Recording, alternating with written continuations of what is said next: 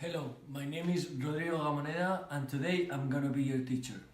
Today we will talk about the mathematical concept of maximum, minimums and stationary points. Let's go for it. Well, now you will think which points are the maximum points and the minimum points.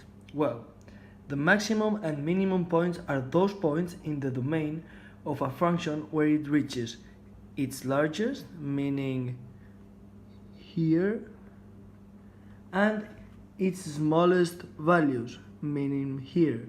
Therefore, this is a max point and this is a minimum point. Okay, so now here, as we said before, we can observe the graph, our function with its maximum point and its minimum point. Then, as we know, if the function has a domain, like in this case, c with respect to d is a minimum point for f when f of x is smaller than the function of c for all x in respect to d. That will be a maximum point.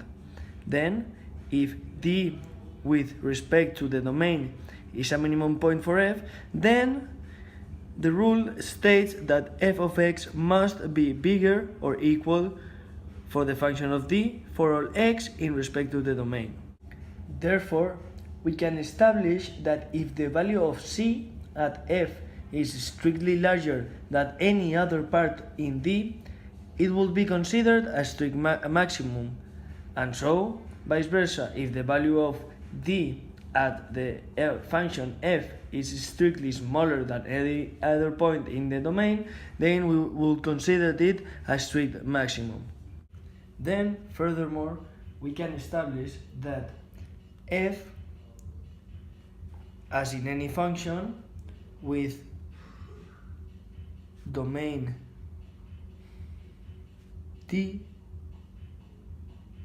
then we will establish that minus f is defined in d by minus f of x, which is minus fx, so the contrary of f of x. Therefore, if f of x is smaller or equal to the function of c for all x in respect to d, it's only possible if minus f of x is bigger or equal to minus the c function, meaning it's opposite, so it needs to be the same.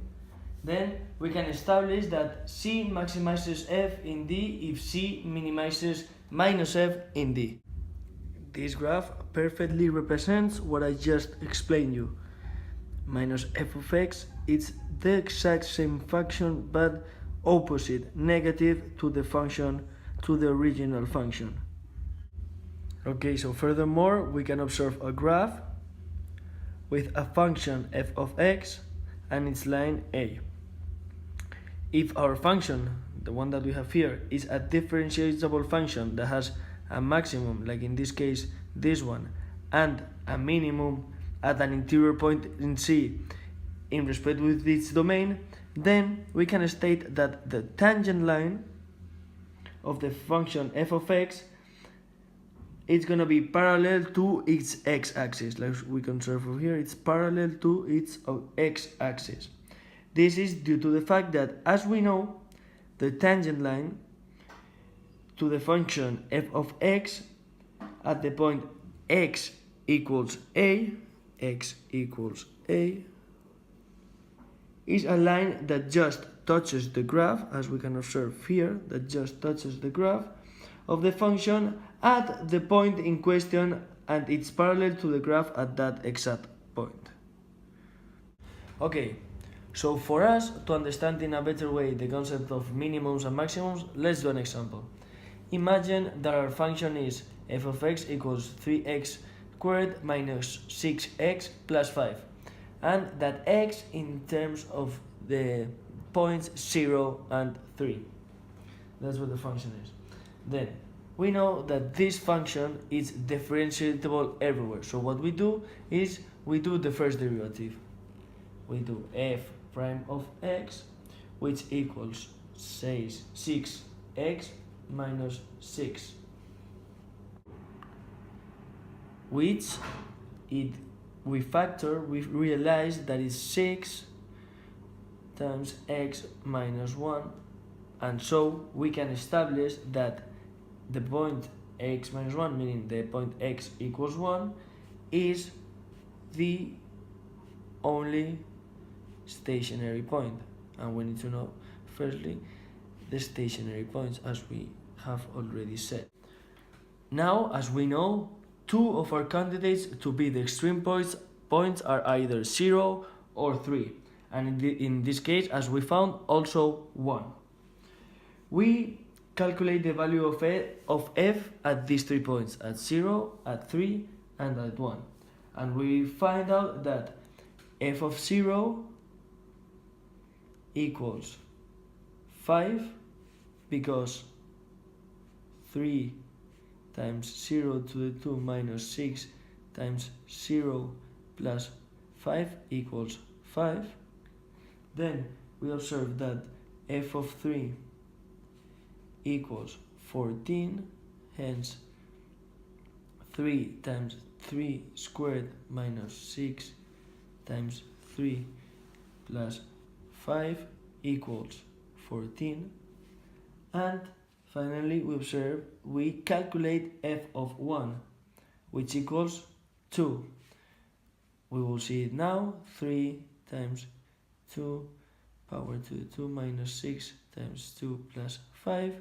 It's, as we know, 2.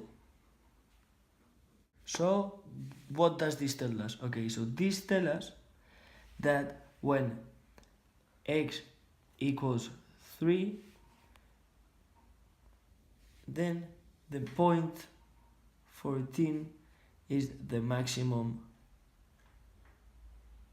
value of f of x. And when x equals 1, we observe that the minimum value obtained is 2, which is the minimum value of f of x. Pretty easy, right?